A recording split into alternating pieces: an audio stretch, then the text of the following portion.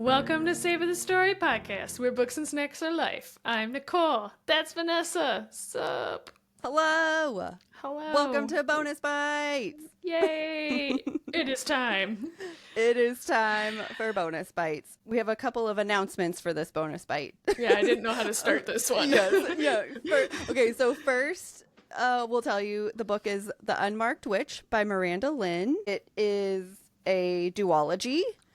So you got at least 2 episodes, and we're doing them a little bit differently this time. We're going to test it out, see how it goes, because if you listen to Where the Library Hides, I think. Whatever the library did. Yeah, whatever the library did. We wanted to, we found that there were a lot of theories throughout the book that we wanted to like call out, but because we didn't record till the very end and we knew everything, then it didn't really like make sense for us to be like this theory, whatever.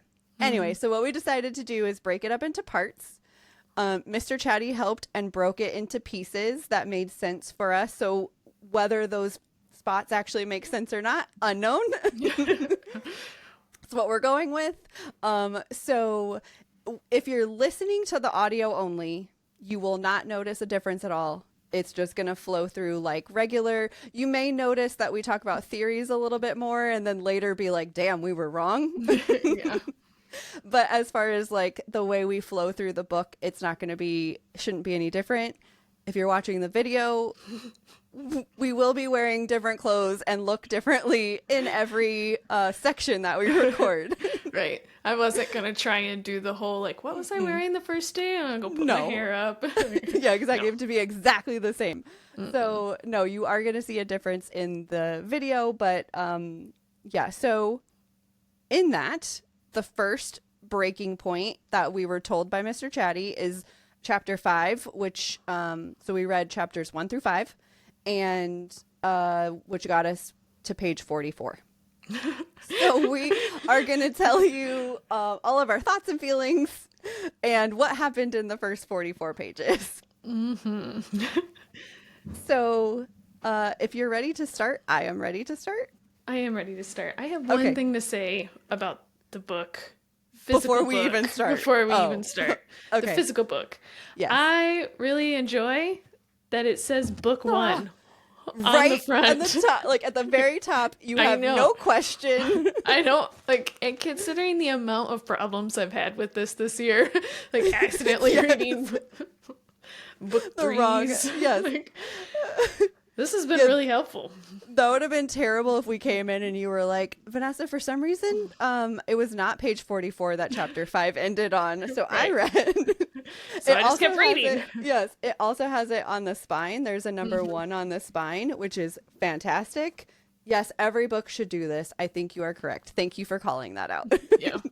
I also started with chaos, with my chaos Post-it notes. But then, like, as I got further in, I was like, this is it's just a regular like soft cover paperback. Like, yes, I guess I'm not. And I was like doing that spine bending. So I was like, I guess I don't care about this book. I'm treating it like every other physical copy. Like, yes, like it's just like bend, stretch. So it gets less chaos. Okay, so basically, my overall description about this book is so far first 5 chapters we meet Raven Moonstone, who is the main character, her best friend Kirsi, her partner, I guess, Nico's.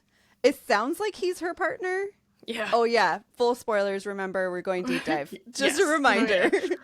Oh, yeah. So it sounds like it's her partner, or like they were almost like put together. Like her parents want them to be together. Yes. That's kind of the vibe I got. So we learn about the magic and stuff. So we learn about the thing called the like receiving, where a receiving, I guess we could just go through pieces, like all my little bullet points, and it'll get us to the end of chapter 5. But yeah, so the witches in this book acquire spells randomly. Yeah. I have and so you many just sticky notes about this. You do? Okay, so let's just go through bullet points and then we'll come back to them. Yeah. Okay, so receiving. Great. There's something called harrowing, which is a witch sickness that you can get. There is something called thrashing, which are witch killings that are just randomly happening that are not explained yet. Her grandma-like person, so someone who is like a grandma to her, Tassa Moonbreak, is the coven leader, and she was just murdered. And so because of that, we learn that in order for her coven to gain a new leader, people have to enter into this Harry Potter Goblet of Fire right situation and go through trials to become the next coven leader. Her actual grandma was killed a couple years ago. I thought she was like a youth. Oh, that's right. She was like 10 or 12 or something like that. Okay, yes. So her grandma was killed by the king, by the Dark King, and he stole the grimoires. All the grimoires. All the grimoires. I hate that word. And we don't have a whole lot of information on those yet, only that when witches are born and when they die, they put a drop of their blood into the grimoire, and we don't know what that means.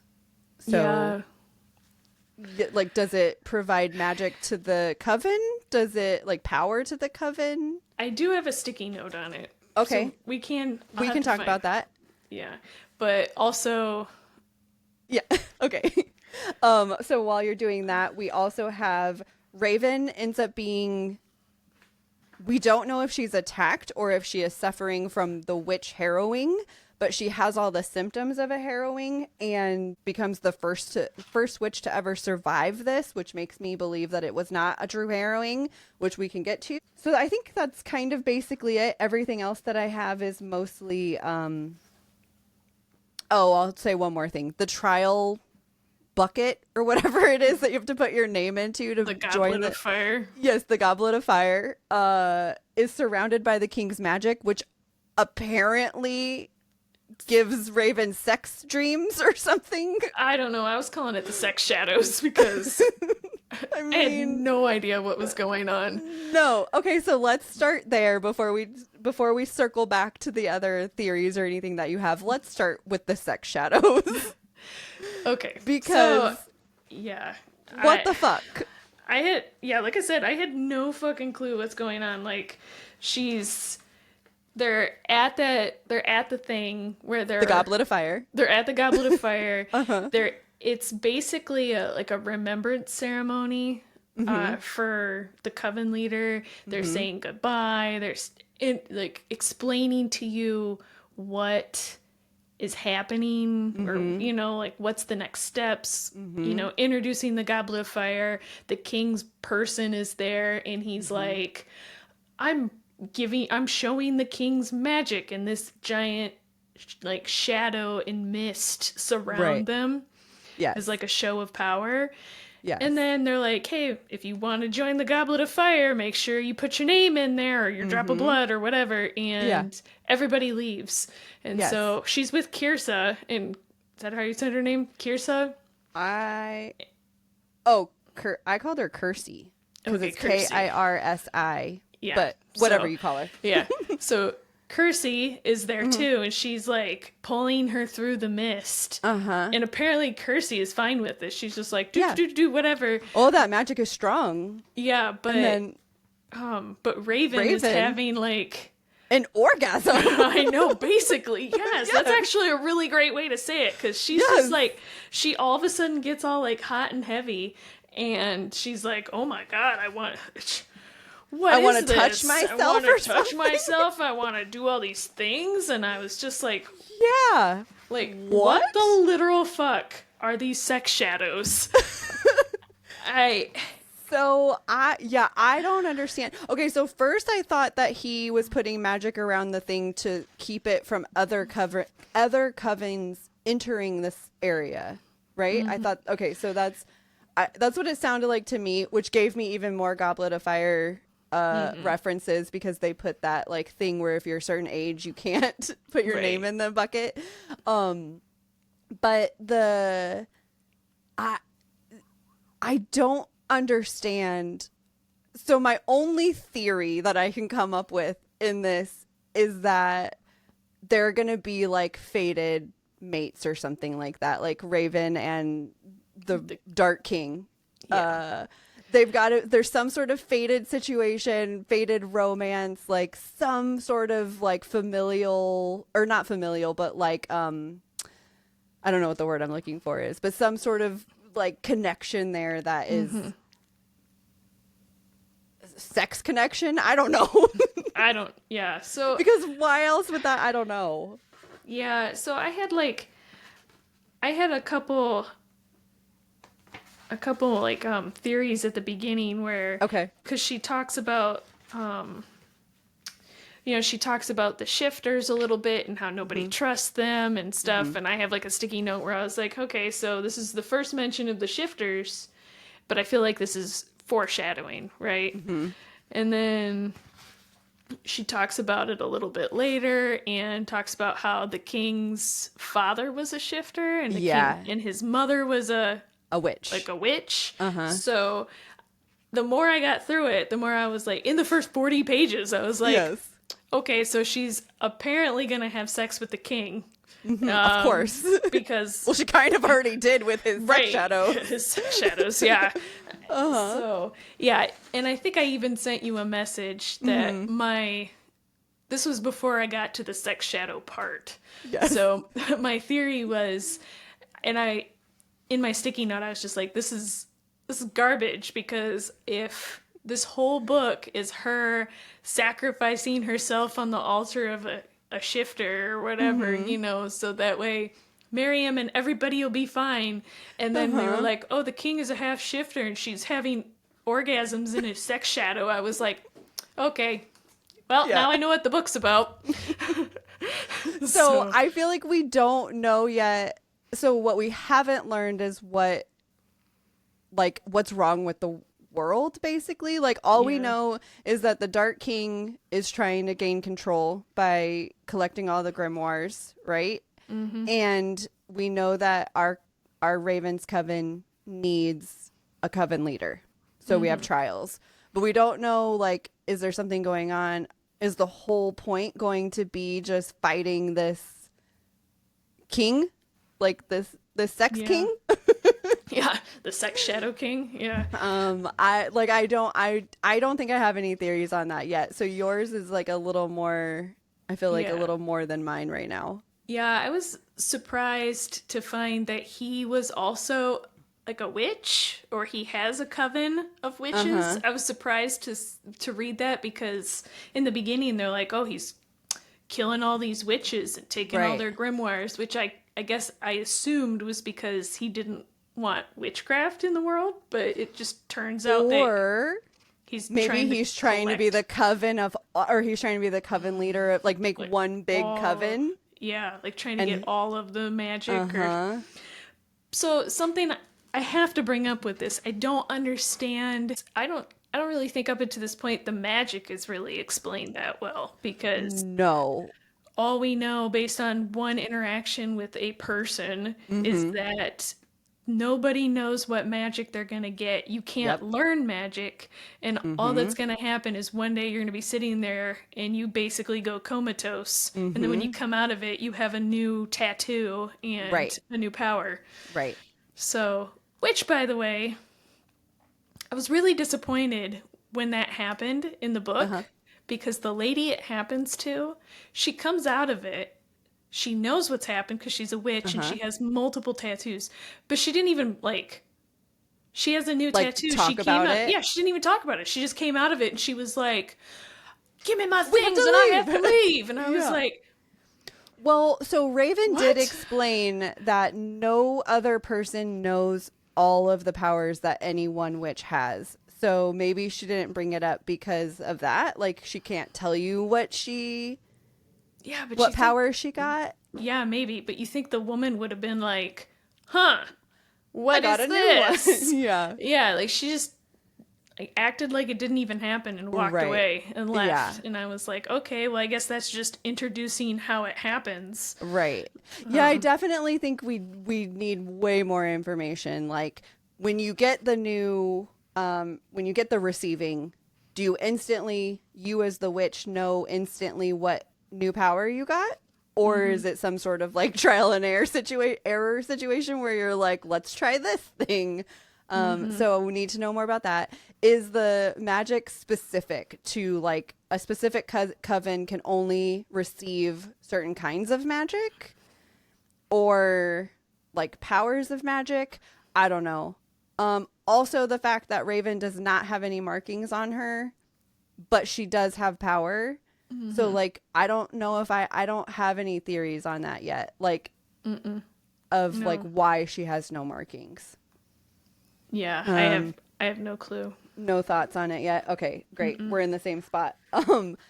For the harrowing situation or the harrowing symptoms that she received, are you thinking that it was actually a curse? Like somebody did it to her, or did she actually survive a harrowing? I don't think any is outside. Either option is outside of the realm of possible. With like how this book is going. But I think I'm leaning towards somebody was trying to murder her. 'Cause Agreed.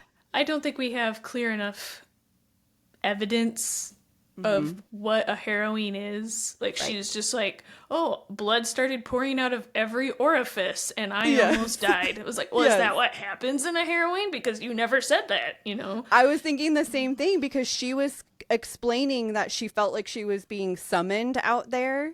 And then she started experiencing these symptoms. And I was like, well, does every person who experiences the harrowing feel like they're being summoned? Like, we don't know if whatever, but I am leaning more towards like curse or like somebody murdering her over you're the one witch who's ever survived a harrowing. And you don't have markings. And you don't have markings. And you're the sex king's fated love. Fated, yes, whatever. Yeah. And then the other theory that I have is that, and this is very early with not a lot of information, obviously, but I already don't trust her mom.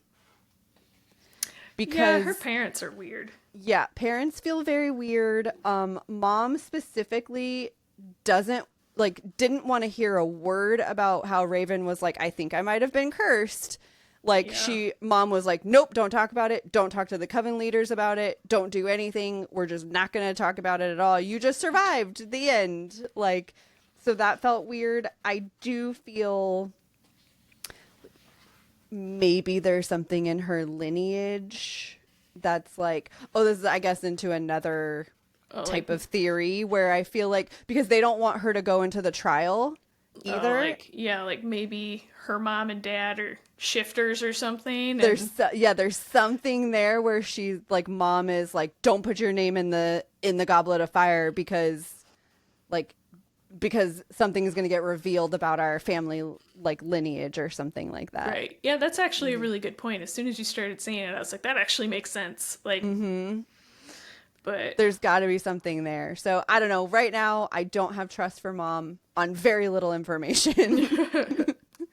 But that's where I'm at. And then obviously, I think both her and her friend Kirsi are going to get chosen because the way they explain the Goblet of Fire is that the magic will choose 13 people out of whoever puts their name in.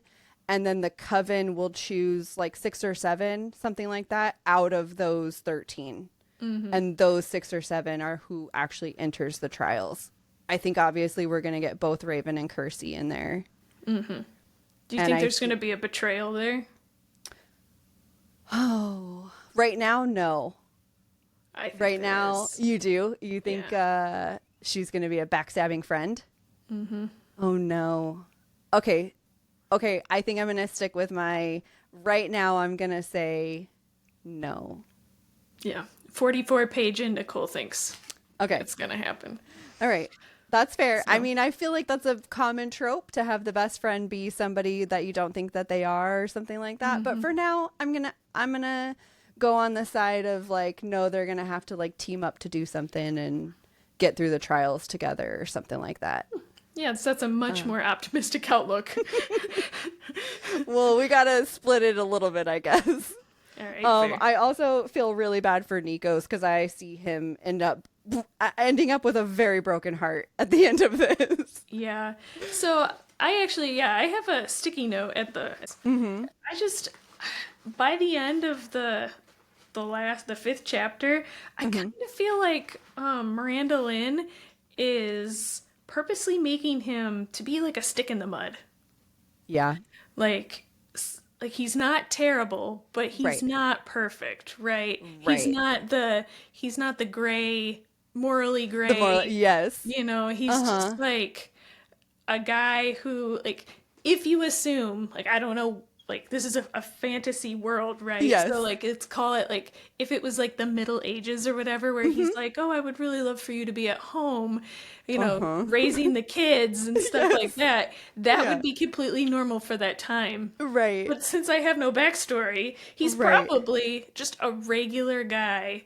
Yep. Who is expecting, you know, like, he's like, oh, well, if you stopped working at the thing at the cottage, at the cottage, and there's nothing that says in here that they ever had an adult conversation about how important it is for her to work there.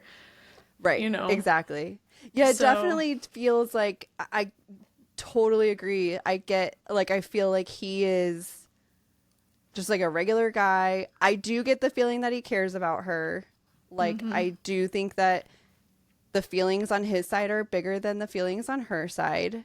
It almost feels like she's kind of just resigned herself. Like, she thinks of him as her best friend, but has kind of resigned herself to be like, well, we're going to end up together. So she kind of goes along with it. And he's just like, I love Raven. I will do whatever it takes to take care of her. Right. Like, he's just like, I'll get a job. I'll do these things, you know, blah, blah, blah. Yep. And I feel like she's just making him out to be like a beige stick in the mud. And I feel like that's just so that way later when it comes to fucking his heartbreak. The sex shadow king or whatever, everybody forgets that Nikos exists. Yep. And you can come back later and be like, well, he really wasn't right for her. Yep, exactly. 100%. Yep. So I actually have like 3 more things that I want to talk about. Tell me. So I also, like, this is just things that I wrote down that, at this point, it's just things that I wrote down that bothered me. Okay. So, great. I guess maybe I'll start at the beginning here. So the first thing was when it's introduced and they find the body. Oh, yes, the fake grandma. Yeah, the coven leader. They find her dead by the king. Does everybody act so chill about it? So chill. That it's, like, suspicious to me. Yes. They're like, oh, I found a body in a tree or something like that. Yes. And then you're like, they're like, oh, Nikos, can you pick it up and carry it home? And they just walk off arm in arm together joking. Yeah. It kind of felt like maybe they were just setting up that they were so used to these threshings happening that it was just like they were desensitized to it almost. But in this particular case, it's somebody who Raven was super fucking close to.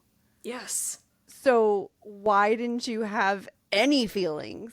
Right. It's your replacement grandmother. Yes. It's your coven leader. Yes. And like you said, she's using it to set the stage for how terrible it is to be a witch. Yes. Yet there's no emotion. No. Like, and how terrible the bad king, what's his name? Something King. I don't know. That's one of my second problems. Is she introduces like 12 people in the first 2 pages. She really does. And they all have weird ass names. So like I don't know. It does feel like some of them are not important, so it was easy to like quickly be like, I don't need to remember you. Right. But at the same time, that doesn't help me because Right. I already struggle with names, and you're throwing Yep. 30 names at me in the first 15 pages, and I don't know who's important. Right. No, that's very So- true. That's very So true. don't do that to me. No. Yeah. Well, there's one thing I forgot to mention. Kirsi has a familiar, and I'm in love with this cat already. I don't know why, but this panther is my best friend. And his name is Scoop. I have to know, how did she get a panther? Like, when she said that the familiar was a panther, I went back and looked at the map on the front. Because I was like, where is the jungle in this Well, map? What be island fair- has a jungle? To be fair, the panther can also be a kitten. Remember? but So it maybe can- it, Yeah, but maybe like, it was just a kitten, and then it was like one day it was just like, guess what? I'm also a panther. like, fuck you up. Yeah. I looked at it and I was like, I don't see anywhere for this fucking panther to live on these islands. Like, where did the panthers come from? I think you might be thinking too much about it. I am. I know I am. Step back. I know I am, but it still is a valid question. How did she get a Okay. fucking panther? And I'm gonna is why go she with can't my- be trusted. Oh. Okay. She stole the panther from another world. I'm going to just go with the fact that she met her familiar as a cat, and one day the cat was like, hello, I'm really a panther. Or maybe them becoming bonded or something gave him an gave- extra power or something. Yeah. Gave him Okay. the ability to shapeshift or something. Ooh. Or maybe he's a shifter. You think it's actually a human? Pretending to be? What does a shifter mean, though? Do we I don't what a know. shifter? We don't know No. if a shifter means that they can shift like species, or can they shift like how they look?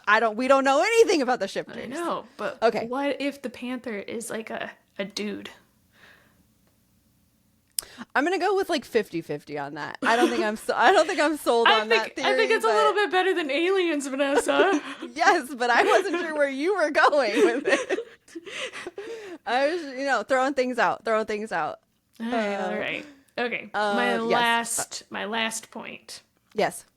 She talks several times about how she feels different than everybody else because she doesn't have her markings and stuff like that. And she also mentions a couple times that the reason she wants to do the Goblet of Fire is so she can prove to people that she has magic. I Just don't do understand. magic. I know. I was like, that's what my sticky note says. It's like, what's stopping Raven from using her magic? Uh-huh. Because she uses it in the ceremony to light a candle. She Right. uses it in her shop. She talks about how people come to the shop to see. I feel like if she would just do magic, People would be like, "Oh, you have magic. you have magic, and she You're a would real life witch." be right. And then it would also be less people there, like wondering, like, oh, like, can she do magic? Go to this event, light a candle with magic in front of everybody. Okay, wow, Yeah. you can do magic. Yeah. Now you don't have to join the Goblet of Fire.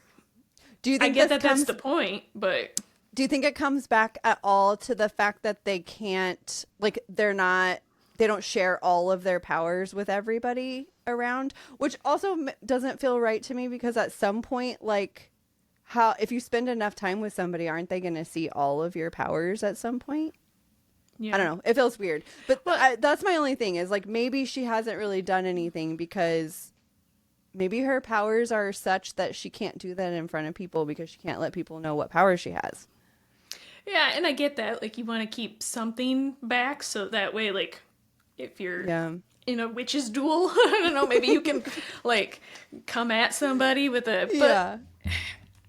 And I also wonder, like, maybe she doesn't know what power she has because she doesn't Right. have anything to tell her. But, Exactly. yeah, I think this was a really difficult spot to stop because I don't think that there was enough...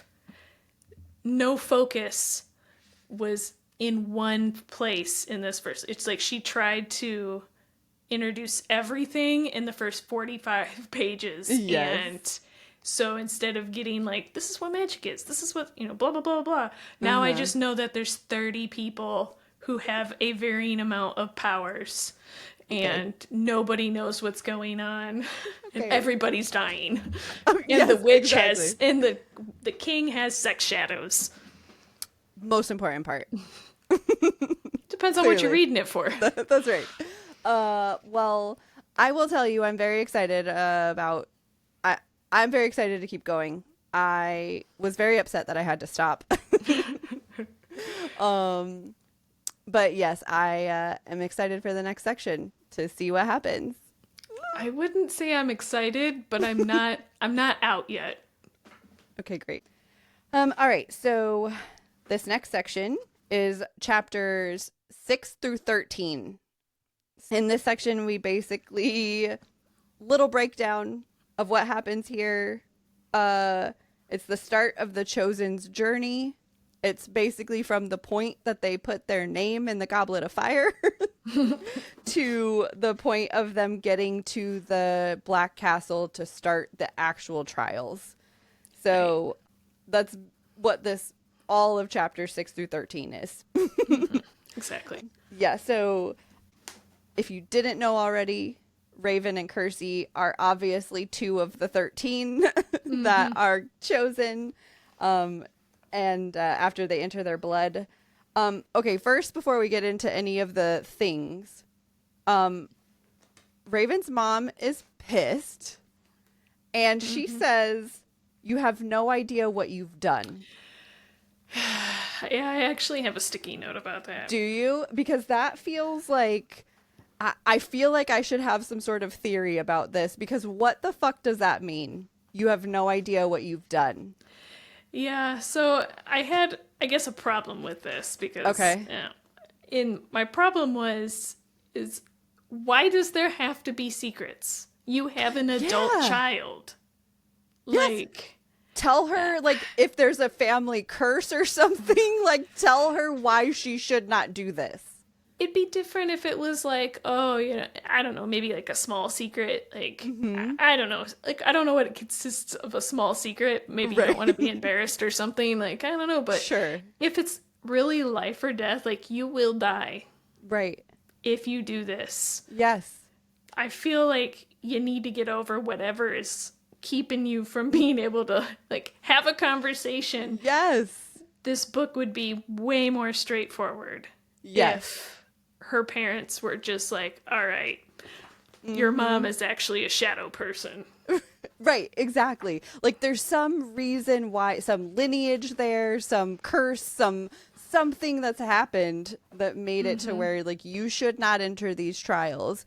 But at this point, it's hard to understand because, like, her grandma had gone through the trials, right? She just didn't end up being leader, but her grandma went through the trials. So, like, to me, it feels there's gotta be something that happened since grandma went through the trials that makes it to where, I don't know, that felt very weird to me, that it was like, what have you done? Also, my assumption is that the grandmother would have also known if there was a reason that she couldn't, and she's the one who made Raven promise to do it. And kept pushing her into, like, yes, if this ever comes up, you should put your name in the trials. Yes. Okay, well, glad we're on the same page about that. Also, in the same vein of this, before we get into anything else, Nico's needs some help, man, because he says, I'm going to have to forbid you. Okay, sir. I was on your side until this moment. So, one, I agree. Like, that's no way to talk to your lady. That's right. And, you know, Raven breaks up with him. But we're only 50 pages in. Yeah. Like, that is not enough time to build a backstory. No. You know, enough time for me to determine if Nick's high-handedness is him being a jerk, him being heartbroken, him right, something. like, where is this coming from? Because the beginning, like I said, 50 pages is not enough to set the story. So, like, the only thing that I can imagine here is she's just, like I said earlier, clearing the way for this Shadow King. Yep. Yeah, that's kind of what it feels like to me too. it just felt very weird because he seemed more like a supportive best friend. So for him to come in and be like, I forbid you, I was like, whoa, bro. Yeah, that slow seems down. a little excessive. Yeah. Okay, Yeah, so I didn't understand where all the flip-flopping was happening and like stuff like that. So I don't know. yes. Okay, so now we're basically into the part now. So in the first section, we had said that 5 are eliminated before they even get into the trials. So one thing that I was confused about was I thought that the Moon Coven, like their actual coven, is who kicks out the 5. But as we find out in this section, each coven chooses one that does not make it to the trials. And so even getting into this, I was like, why are the other covens involved? I got so confused, but now we know it's not it's not your coven that chooses, it's all of the covens that choose. So yeah. And before we get into, because I was wildly mistaken and I apparently didn't pay that much attention because I have a sticky note that's like, oh, the trials have started. It's not the trials. No. But also the Dark King's messenger is there and I had it an incorrect, what I'm assuming is an incorrect theory. And I was like, is this guy really the king? And he's just pretending to be the messenger or whatever. Turns out no. Turns out there is you meet the king later. Yeah. And it's not Gray. No. But I'm still holding out that maybe he's just like a stand-in. Ah. Okay, so you still think that they could be switched? I don't know. So now that we know that this Dark King has like wings and shit, I don't see it being Gray anymore. Like I definitely think the man who has wings is the king. Yeah.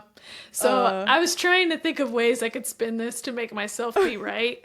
And I was like, well, I mean, Gray is in the room every time he does magic. Maybe. True. You know, maybe he's doing the magic. He's putting wings on this guy. And then at the end where I think he's in the bedroom. And there's no Gray that I'm aware of. Like, I was like, all right, well, I'm probably wrong. So in that same vein, though, I did write down somewhere a little bit later, I'm not fully convinced that she ends up with the Dark King. Like, her and Gray have some weird chemistry happening. And so I'm starting to feel like I'm unsure. I don't know if it's romantic chemistry yet or if it's like some sort of like something's going to happen to where he's going to have to like save her or something. But there's something weird between Gray and Raven. Yeah, and I couldn't, to your point, I couldn't tell if it was them trying to do that thing where like there's like they have that back and forth that where they're just like really like snarky with each other and it really works. And I didn't really feel like that. I just felt like he was like saying things and she was just like, fuck you. Like, what is going on? Yes. So I wasn't sure if that was banter or agreed because it was pretty much just him. I don't know. It was almost like he wanted to help her, but she was like, no. So I don't know. Maybe it was trying to be banter. Yeah. Unknown. Yeah. Still more to see. Yeah, more to see. I still, basically going into the next section, though, I do have a lot of questions about Gray. So there's that. So we get some information before we start the 5 to be eliminated. We do get a little bit of information basically saying that the trials were curated by the ancestors to test them. It's not for the weak, the tender-hearted, or the submissive. We know that. And, okay, so in the first little whatever non-trial, they have to choose a card, and a blessing will be divined within the choice. And Raven chooses death twice. So first of all, when she first drew the death card, I was like, oh, you should just keep that. Like, because if you know anything about tarot cards, death does not mean you die. So I was like, you should just keep it. And the fact that she chose it twice, like, I was like, obviously you should have kept it. Yeah. Yeah, so I have the same sticky note. Okay. I just like, because she picks, like you said, she picks it and she's like mildly freaking out. And I have the same sticky note. That death card does not mean death. Not literally. And so I was just like, what kind of witches are these? That they who don't know this. And then I also had I had to look this up because I was so confused about why is her tarot deck 37 cards? Because she's a special witch. Well, I was trying to figure out if there was like some meaning behind that or anything like that, because 37 cards in a tarot deck is weird. A traditional deck has 78. Your major arcana is 22. The math doesn't math. So I was just... Did you find anything about that number? No. I kept different ways of typing in 37 cards in a tarot deck. And I mean, basically it came down to that's not a common number in a tarot deck. Maybe it's a specialized deck, but it's still 22 major arcana, and she obviously has the major arcana in there because the death card's in there. So like, I was just trying to think of some number that could be associated with the moon coven in some way.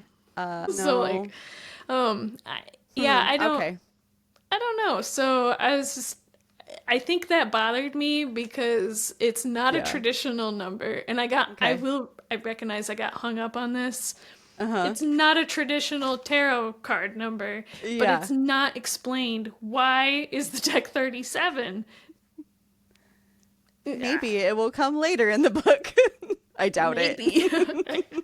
I highly doubt it. Yeah. In this section, though, I do see there was a quote that said, "The Dark King may very well be death himself. Do not let yourself be coaxed by death." And I was like, cough, cough, Raven. So I was like, this feels very foreshadowing to me of it being like, do not let yourself be coaxed by death. And then also in the same breath being like, the Dark King may be death. Yeah. So can you club me over the head any harder? Yep. So there's that. Okay. So I have one more thing to say about this. Something else that bothered me. And I'm not asking for this book to be drawn out, but I was really confused and irritated and whatever, is like only a couple cards were talked about. So only a couple witches cards were talked about. Obviously, specifically Ravens was talked about in, at length. Right. But we don't ever hear what the other witches cards really and I think that's the thing that irritated me the most about all these pre-trials is, besides like the windy bridge, right, you don't really hear like what the other witches are doing, right, what the outcome for them is, or like whatever, which could come into play later when they're doing the trials together. Like I don't even think we find out what Kirsi's card was, right? I don't think so. I don't remember. Think so. Yeah, so like I was kind of irritated by that because you only hear what Raven has, maybe one or two other witch, and then if the witch was being removed from the trials, you heard what they picked or didn't pick, or what happened to them. So I don't know. Okay, that's fair. In this little section, we found out just some more information kind of about the trials themselves, basically why the king is the overseer of the trials, and it's because the leader of the coven with the greatest power always hosts the trials, and the Fire Coven has been the most power for 573 years. And I feel like this might be some foreshadowing, again, that maybe that Raven and the Moon Coven could potentially take the place of the most powerful leaderships, whatever. Maybe. I feel like that's what we're leading towards. I mean, who knows if it will be Raven specifically, or if it will be Raven in the Moon Coven. But because it could end up, what if Raven ends up being sucked into the fire coven? We don't know. Yeah, that's a good point. So, but yeah. So, and the fire coven does not do trials because they are the only royal coven. And so their leader is chosen by blood and not by trials. So there's that. Oh, we also got a little more grimoire information in this section. And we got, because I think in the last section we had talked about not understanding why they put the first and last drop. And in this section they talked about it's because that blood recycles the power back into the coven. Right. So we got that information. Yeah, which I was appreciative of, because at the end of the last section I was like, yes. What the hell? Yeah, why do we do this? Who cares about this? Oh, and we also learned that the Moss Coven hasn't been able to recycle power and is growing weaker right now. So basically, in the last section, didn't we learn that you can request, because the king has stolen all of the grimoires or whatever, and so you can request to go see your grimoire and put your blood or whatever. So basically, is that them telling us that the Dark King is basically like, nope, Moss Coven, you're not allowed to come. Yeah, or if they're just not doing it out of spite. They're just allowing themselves to get weaker. Oh, that's not good. Okay, so yes, in this next section, they must cross the plank bridge. Mm-hmm. And she used a spell to steady the board. This section felt, this particular thing felt very, as my sister would say, very nothing burger. Mm-hmm. Like, you literally, all of them had spells that they could use. All of them had spells that they, like, was that the point? Just to show that you had a spell that could make you go across? Yeah, I don't know. I actually felt all of these pre-trials were pretty garbage. Yeah, especially the candle. Yeah. You just lucky that you didn't pick that candle. I don't know. So, I don't know. Okay, anyway. So, that's the end on that one. I just felt like it was ridiculous. Like, okay, so she used the spell that steadied the board. Like, okay, cool. What did that teach you? What did that help you with? What did that anything? Yeah, and that's kind of why I said what I said, like, and I maintain it. Like, what are these trials doing? Mine is giving the other covens an opportunity to get people removed, right? And that one lady, like you said with the candle one, she was like, I don't have fucking time for this, just pick a candle. Yeah, exactly. So the only thing I can think of is, like, in this case, like, with, because Raven ends up saving that witch that fell, was this just our way of showing, like, the book's way of showing Raven's character, that she's gonna choose to save somebody over allowing somebody to die, even though they're gonna be, like, they're her competitor, like, right. Maybe that's the point of this. Like maybe that in itself is a little bit of foreshadowing too. Right. Like, yeah. Is she gonna, in the end, is she gonna not be the coven leader because she's gonna, like, Kirsi get it over her because of something, right? Like, choose to save somebody else's whatever. Right. And she's gonna go live with her morally gray king in the fire. He's not fucking morally gray. He is just fucking villain. Like, I have that written down later. There's nothing morally gray about that king. We don't know that, though. No, yes, we do. For right now. Okay, we'll get to it. Okay. We'll get to it. Hold on. Because we haven't met him yet. In the next one, we get, they're at the Storm Coven, and Willow messes with Scoop. First of all, don't touch my cat. Thank you very much. That was so dumb. Yes. Why would you do that? Like, like I said, these are, like, some of the worst witches. Like, they're like, fucking terrible. I'm not a witch. And, like, but I know that, like, from reading about witches, that, like, your familiar is basically you, right? An extension of yourself. Yes. Why would you choose to fuck with somebody else's familiar, right? Yeah, no, that's a stupid decision. Yeah. And then, okay. other witch cast the spell on Raven that made it to where she couldn't move. It felt like it was supposed to be so much bigger, and it ended up like it literally had no consequences. There was nothing. They were just like, oh, you can't move, then just sit right there and do your spell. And so she did that, and then everything was fine. Like, it felt like it was meant to be something huge, and then it was nothing. Yeah. So I don't know. That was weird to me. Yeah, it kind of, like you were saying, it felt like all this lead up, like, you know, and then nothing. Yeah, she just got to sit there, like, okay, you still get to do your twilighted. spell. It twilighted. Yes, built itself up, and then it fell flat. It was just nothing. Again, I'm gonna skip over because the next thing is they do the candle, blah blah blah. So after they all make it through that, then they all get to the carriages. So the next thing that also feels like it should have been a bigger deal is Grey gets in her carriage. And it felt like it was supposed to me, that felt like, oh man, something's about to happen. Like some shit's about to go down. Like he just got in her carriage. He literally just told everyone, don't talk to anyone, don't do anything, get in your fucking carriage and we're going to go. And then he gets in her carriage and they're just like rude to each other for 4 pages. And then they're there. Like, right. And that, I kind of, like you were saying, like, was there supposed to be a point to that? Because I just felt like that was just a way to give them FaceTime so that way she could develop conflicting feelings for him. Like some sort of love triangle situation or something. Yeah. And I was just, like, when he got in her carriage, I was like, oh, wow. Nobody saw that coming. Like, yes.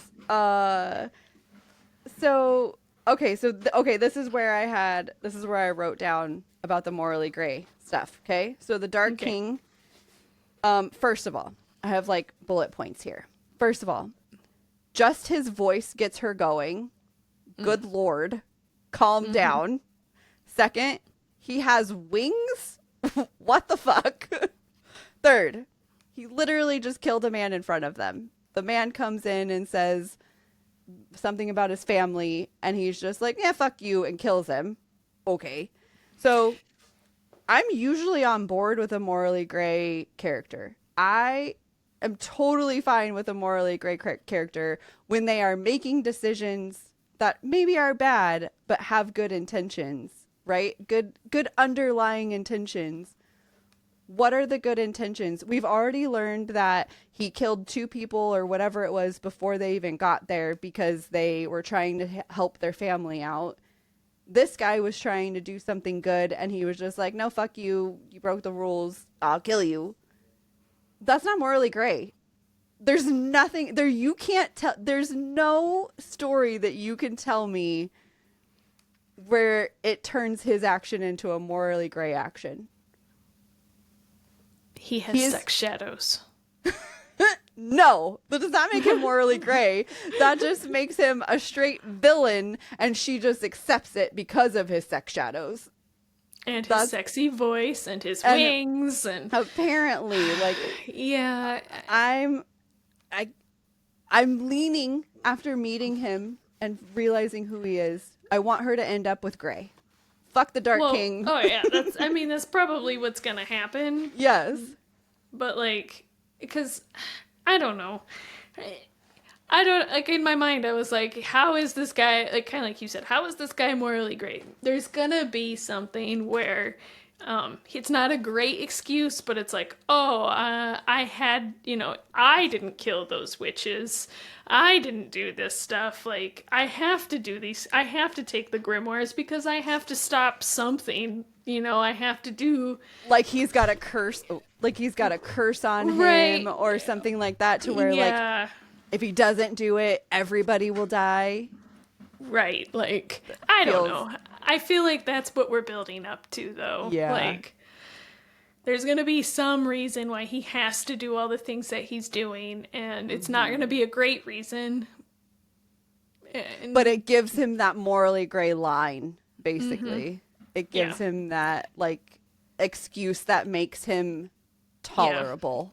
Yeah. Right. And she's going to want Grey. Right. And at the end, the king's gonna like tell her these things, and he's gonna be like, and if you don't help me, all of your coven is gonna die. And she's gonna be like, all right, Kirsi is now the coven leader, and I'm gonna go off with the king and sacrifice myself. And Yep. but I really want Gray. But I really want Gray. Yes. So, all right, I like that we're kind of both in the same like headspace of thinking of I'm interested to see where it turns, honestly. Like I want to see how it ends up. So then we kind of end this section with the king shows up in her room, just like poof, I'm here. And she tells him that she's not afraid, even though we all know that she is. Yeah, she's pretty comfortable being snarky with this guy. So she's so fucking mouthy. Like, what are you doing? You are an idiot. He literally just killed a man for asking for like food, or I can't remember what, for help with something. And she's like, and nope, you're being an asshole. Yes. And then he gives her a gift for her fearlessness. And the gift is a doorway into Kirsi's room, which, okay. You literally just told him, like, she tells him, I think you're afraid, and that's why you don't let us talk to each other. And so then he's like, here's a door so you can talk to each other. Like, was that just a way of... Why would he care? Like, is that a way of him being like, see, I'm not afraid. You can talk to whoever you want. Or like... I don't know. It feels very, I almost feel, because why else would he be acting like that to her? Is there some sort of fated situation? Is there some sort of cursed situation? We're back to a curse because like maybe her mom knows something, which is why her mom said, like, you don't know what you've done, because there's some connection between her and the Dark King. Maybe Gray is actually like a family member. And so Gray is like trying to protect her in some way without telling her. Maybe. I don't like that. It's okay. I'd have to go back and read the banter section. Yeah. Because I felt like, if I'm remembering correctly, it felt little like sexy time sexual banter. Yeah. So I'm like, it did feel that way. I'm not sure how I feel about an uncle. Listen, I'm not happy with my theory. I'm not on board with this theory. I'm just saying, like, what if there's something there? Okay. Okay. All right. I'll accept this. All right. It's obviously wrong theory. Yes. Okay. Well, I'm sure we'll have plenty of them. All right, well, that is what finished out this section. Mm-hmm. All right, so into the next section. We are now in chapters 14 through 24. And basically this section is the start of the trials. And we get about, like, this section gets us from the start of the first trial to about halfway through the trials. So that's the big overview of this section. I'm glad you just told me we're halfway through, because I thought there was going to be like 10 trials. And I was like, fuck, we're only at 2. Like, how long does this go on for? Well, we learned in this section that it's the magic that chooses like what the trials are and all that. So who knows, however many, like there might have been, I wonder if there's other times where like there was 100 trials, and then sometimes where there was like 2 trials. One trial. One trial. That's it. Okay. So in, at the beginning of this section, so it was when they all were poisoned, but the first thing I thought, like, cause she said that she was feeling queasy, and then she like did magic and she said she felt worse. I was like, oh no, her magic is making her sick. Which I guess was kind of true, but it was also that was the first thing I wrote down as like a theory. And then immediately it was like, oh, they were poisoned. And I was like, well, that theory is out. Oh, dang it. So yes. They're all poisoned. Yes. Yeah. I was just like, okay, well, that's more interesting than pick a spoon or something like that. Yes.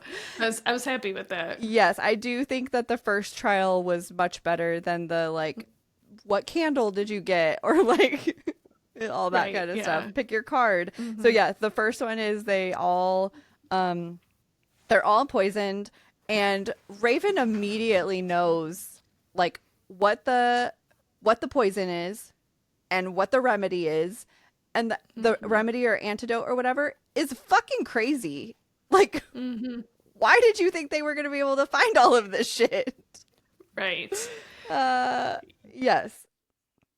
And she has troll friends, which I thought was adorable.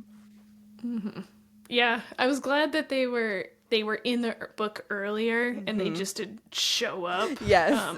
Because, and realistically, I wasn't looking for it either, but I didn't, when she introduced him in the beginning and then he showed up later, I was like, oh. Yes. Good job. Yes, exactly. Who else was in this? Who else did you talk about in the beginning? So I had to go back and like do a little bit of peeky peek and see if she talked about anybody else. I do think it was good that they established early on that while most of the like different species didn't talk, the fact that they ran this little cottage and they accepted everybody, I think I liked it that they established that early, right? That they were like accepting of everyone. So then when we got to this point, like you said, it wasn't just like the trolls are here and they're going to help. It was like, she's helped them in the past. So, yeah.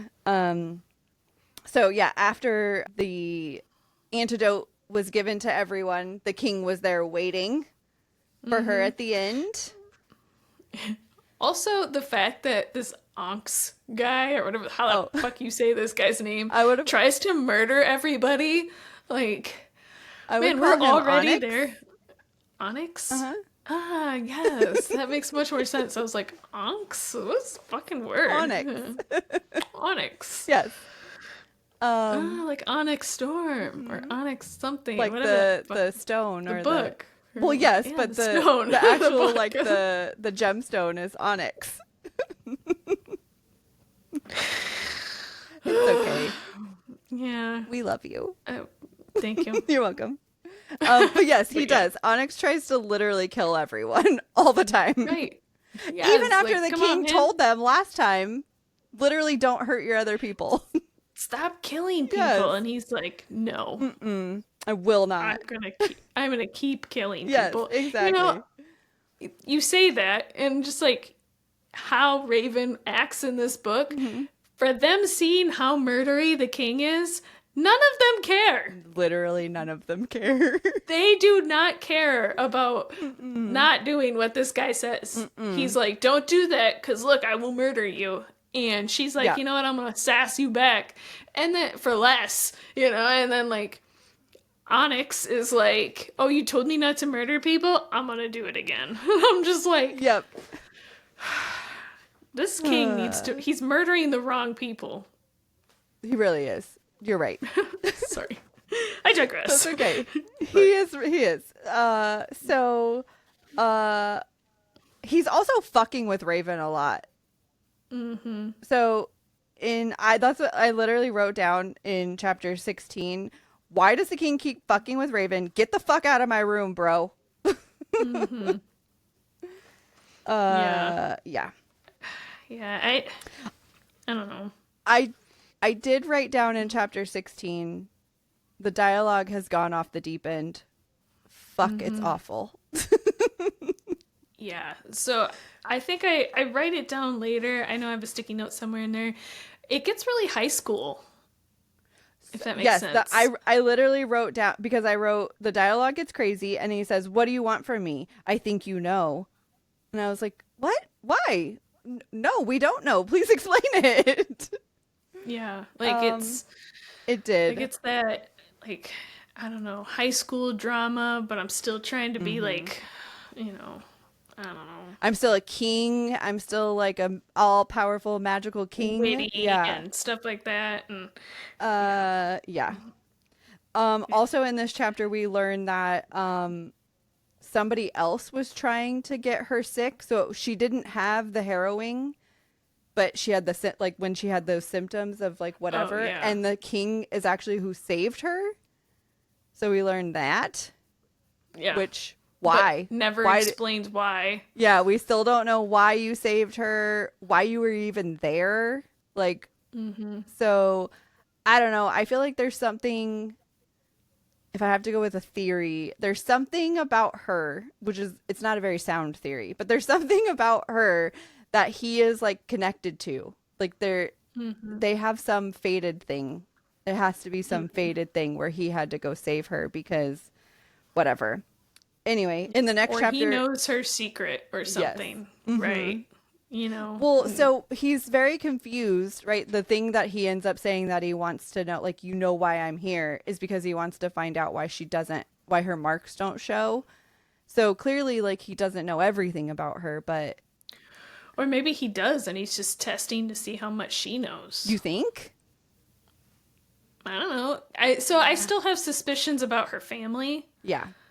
So part of me, I'm trying to give the benefit of the doubt here and be like, maybe he's just asking because he wants to know how much she knows. Okay. And she's like, I don't know. And he's like, because he drops it pretty quick. He does. He's like, yeah, okay. Mm-hmm. All right. I also have a question at the beginning of chapter 16 when they stumble across that body and they're like, I killed him. And then nothing else. And then nothing else. And then Ophelia comes in last place and she just basically like collapses on the floor next to the dead body and the king is like, and she disappears. Nobody is like, where did she go? Like, that would be the first thing I would say is like, what did you do to her? Did she die? Everybody's just like, yeah. Okay. I'm gonna, all right, well, I'll go back to my room and take a bath. Yeah, exactly. Yeah.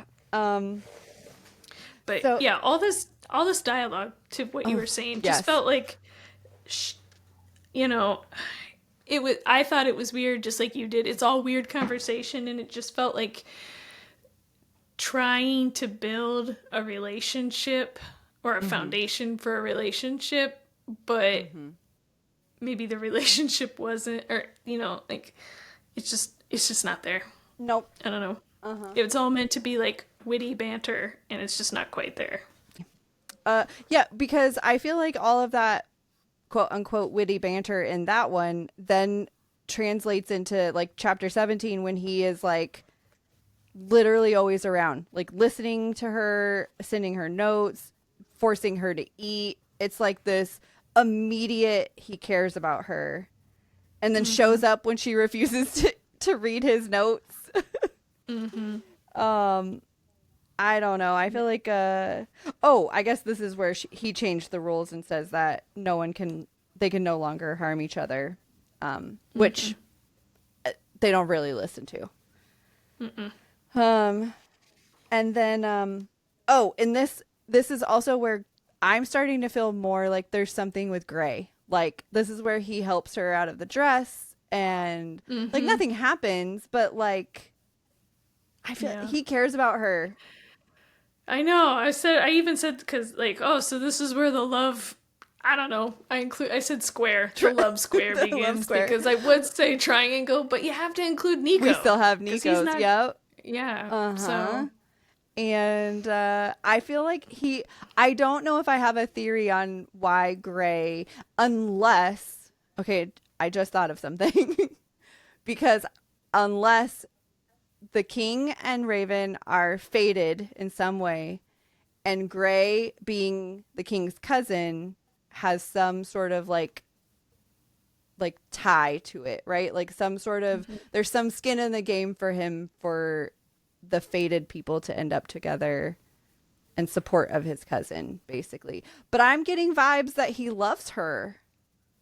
I don't know. Love is pretty strong. Okay. But I mean, I feel like that he cares about her in some way. Like he wants to like take care of her. He wants to whatever. Not in the same way that the king is taking care of her, but like, I don't know. Yeah.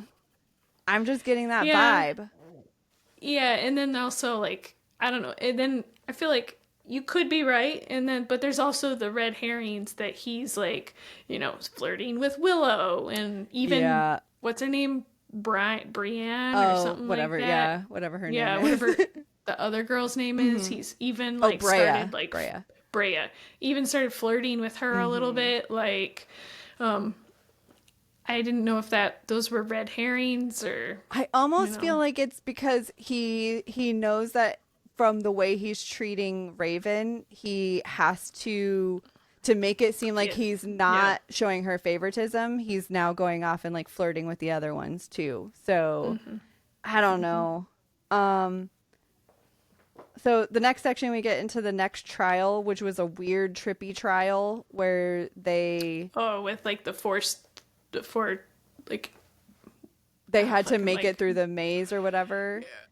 Oh, is it the maze one you're talking about? I thought you were talking about the one where she gets like the giant fire serpent or something. Oh, like yeah, that. yeah. That's the second one. I guess I was calling it a maze as well, but okay. Because don't they they basically have to make their way through in a timed effort, right? Yeah. So, and it's like the 4 like elements or something like that. So yeah. And that one, one that was really hard for me to follow. I literally had no idea what was going on at any given time. There wasn't. I didn't really think that there was a lot of like description. There. Yeah. Because she's like, the thing is broken and I have to walk across and blah, blah, blah. And I was like, what are you walking across? Okay, great. I thought the bridge collapsed. Like, I don't know what's going on. I'm glad it wasn't just me. And because I thought at first I thought it was me and just my inability to picture it. But I think what you're saying is probably more true, that there wasn't information there for us to even kind of come up with what was happening. Yeah. The problem with having more is everything has less, if that makes sense. Like more trials, but you only have one book. So you have to, and if you're explaining more than one person going through the trials, then, I mean, I didn't hate that trial, but it really came down to just like 3 pages of description. Yep, it did. And she was, like whole thing. Like, I don't even know if they talked about the last 2 trials. It was just like the water, the fire serpent, and then like I passed through the other 2 and I was out. And and she basically just had to jump into the hole, and she was like, oh, that's how you get out of here. Yep. I have to go down into the crevasse. Yes, exactly. But also in this section, we get a lot of letters between them as the king is standing there waiting for the other people to finish. And I wanted to ask you, Miss Nicole, who loves letters, how did you feel about these letters? So I was going to bring this up at the end. Okay. But I'll bring it up and talk about it now. Okay. So at first I wasn't a fan. Okay. And then we got to chapter 19 and I'm hating them less. I actually really liked them. Yeah, so I'm actually hating them less. Yes. And I've been going to the end of the book. Okay. And this is a surprise. So far she's gotten for this book a 1/2 star for it being a book. Okay. And another 1/2 star because I like letters. So far this book has 1 star. So she better pick up the game because we're halfway through. Oh no. I'll come up with more 1/2 stars, I'm sure. But okay, so I'll tell you, before we started this section, I was at a 4. Oh. I think by the end of this section I'm at a 3. So we'll see if it holds as a 3. But yeah. Yeah, so I like the letters. Yes. I really enjoy that part. Yes. I think it's really cute. It is. But I do have some problems with them. Okay. Like, one of them is not the letters. I don't have a problem with the letters. Okay. But he does get more, like, likable. Yes. Because of the letters. Agreed. But because he's getting more likable, Raven is becoming more unlikable to me. How? How did that... Why? I know because of the way she responds to him, or what? Yes, okay. Because he's becoming like this like chatty Cathy and this like gray hero and stuff, and she's like all of a sudden at a page 164, she's already like smiled at his jokes and she's bantering with him and stuff like that, and then in this one she even casually. Like, she's just casually mentioning his his casual murders. Yes. You know what I mean? She's like, oh, and he murdered all those people, and that's fine. But at least he makes me smile. Right. And I was just like, what in the fuck? Because she then turns around not even like 20 pages later or 40 pages later, and she's like, I can't trust him because he's a murderer. Bitch, you just flirted with him. I agree. I will agree with you there that she's very wishy-washy. Yes, thank you. Yes, okay. Where she, like, when he's being flirty and talking with her, which the reason why I really liked the letters was also because I feel like we got more personality from him. We got obviously more like conversation from him. I liked that he switched up like what he was calling her and how he signed off on the letters. Like, I thought all of that was fun.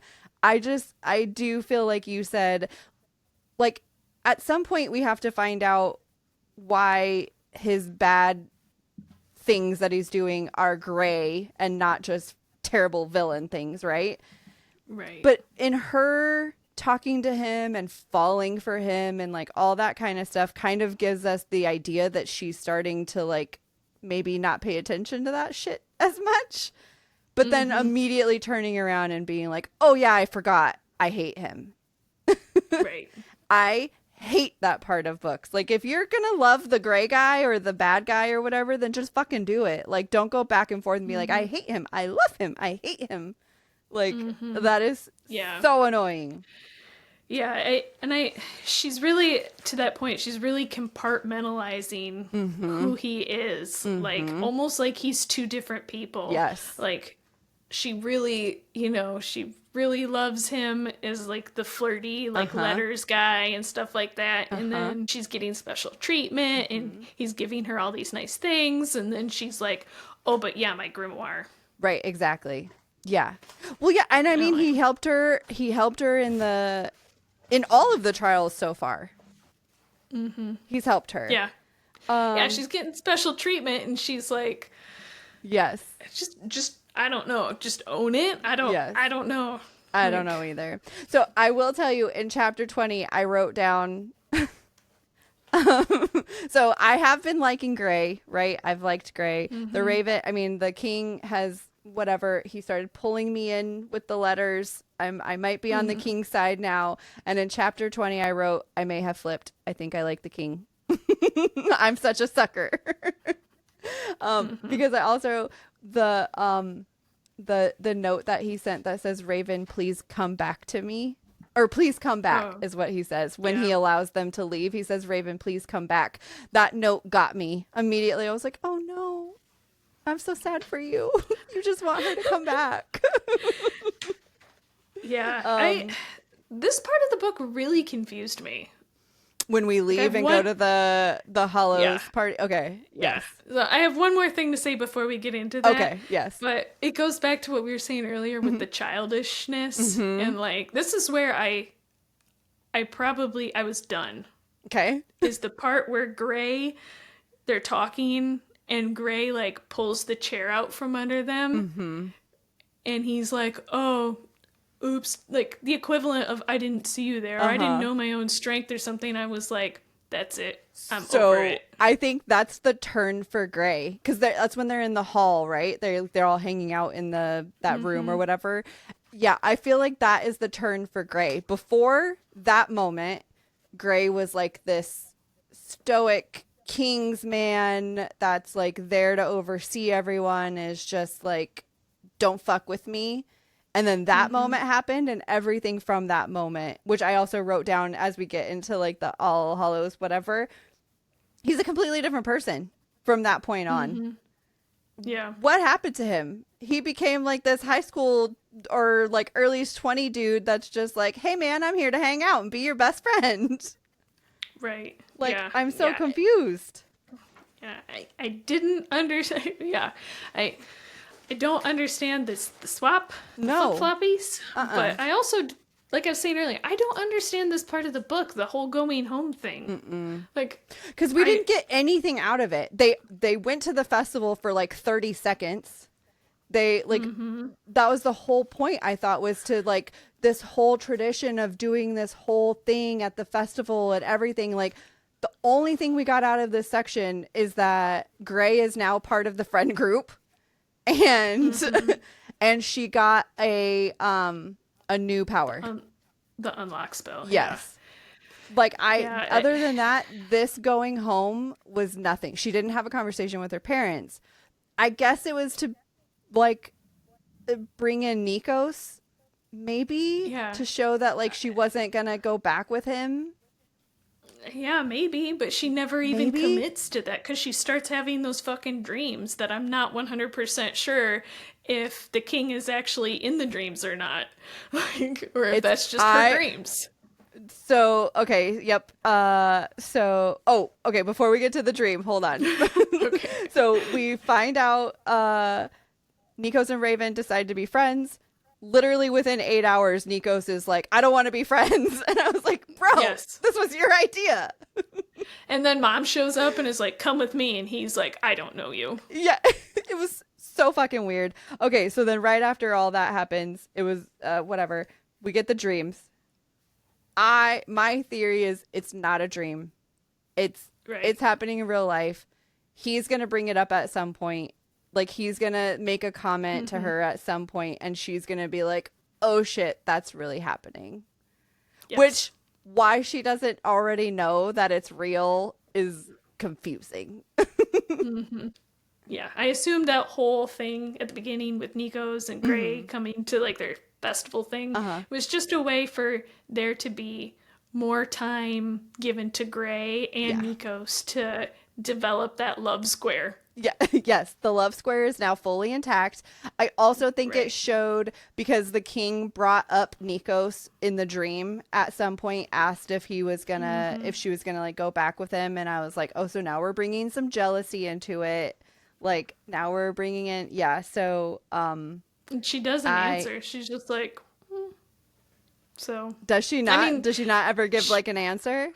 She doesn't. Now, if it's really a dream, it doesn't matter. Right. So, yeah, she just jumps his bones and tries to have sex with him. Yes. So. I think. Yeah, I don't know. Yeah. It's real. It's really happening. She's really. Yeah, she's a bonehead for not considering that it could be real because he's literally there all the time listening to everything and all that kind of stuff. Like even when she was saying whatever in what's her name in her friend's room, Kirsi's room. Yeah. And then she got that letter from him, like made it clear that he was listening. So I think she should just assume dream, awake, this room, that room, whatever, wherever you literally are, he can hear what you're saying and doing. Bro knows what's going on. Yes. Yeah. There's some connection between the two of them that allows him. Because I don't know if I'm convinced that he could do that with everyone. I feel like there's some connection. Maybe he can. Maybe he's just choosing to send her his little love letters only. Maybe. Or like, yeah, I mean, I'm sure. Yeah, I'm sure he can do the letters with anyone, but yeah, the dream walking, I would be interested to know if that's just a her or an everyone thing. Hopefully we find out. And then we finish out this section with the maze trial that we were talking about earlier, which was weird. It was weird to me. I didn't like it at all. Whereas the first one, I was like, yeah, okay, whatever. It's better than the pre-trials. Yes. The second one, minus how like limited in description it was, I was like, okay. Still she interesting. Had to use magic, and she had to be a witch. And then the third one was just blindly fumble through a sex maze for her, right? Right. Like, because oh my god, I'm in this maze and it's his shadows and I'm now completely turned on, and then he's there, helping her through to get out to the other side. Through. Like he's a cheater. Oh yeah, just I mean, if he really has the ability to just choose, just fucking do it. Yeah, right. Especially if like, I don't know, unless like I don't know. I don't know the backstory of the history of like this fucking coven or anything like that, but like if this is something where it prevents him from like being with her or whatever, and that's why he doesn't want her to win. One, stop helping. But like, well, no, he does want her to win. yeah, but that's what I don't understand. Like, if you want her to win, why? So you can like marry her and live happily ever after. Then just fucking say she won. I don't have a theory, but at one point he does say like, should I just kill everyone now and then you're by default the winner? Like, so he wants her to win, but we don't know why he wants her to win. What does he benefit and gain from her winning? Yeah, my only thought, but it's not well thought. Okay. Is something to do, of course, with her unmarked powers. He needs her for something, for a reason that he's not saying, and... You think he's using her? Yeah, but he's also... Like, he's also attracted to her. So I feel like that's going to be the, if you want to call it the third act breakup. Yeah. So... Like I said, it's not a fully formed thought, but just kind of vibes. Yes, got it. Okay.